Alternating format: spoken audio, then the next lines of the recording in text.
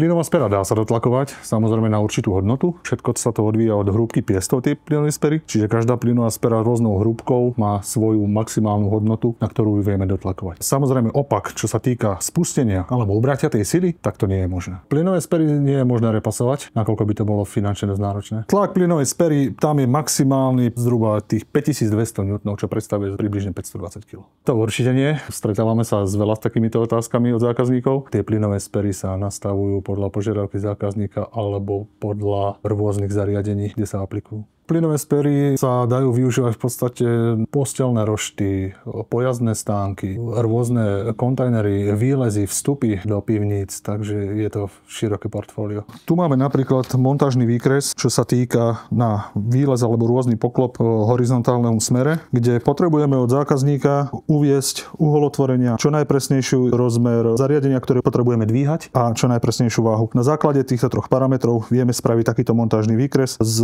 rozmermi, podľa ktorých zákazník pri vybranej plynovej spere aplikuje uchytávacie body na zariadení, ktoré potrebuje dvíhať. Dodacia doba pre slovenský trh je do 24 hodín, dodacia doba Česká republika 48 hodín. Plynovú speru vieme dodať takisto v jednom kuse, v veľkých počtoch, čo sa týka zákazkových výroby 200+, 500+, podľa požiadavky a dopytu zákazníka. Záručný servis takisto sa drží na plynové spery, čo sa týka firiem, je to 12 mesiacov, fyzické osoby 24 mesiacov.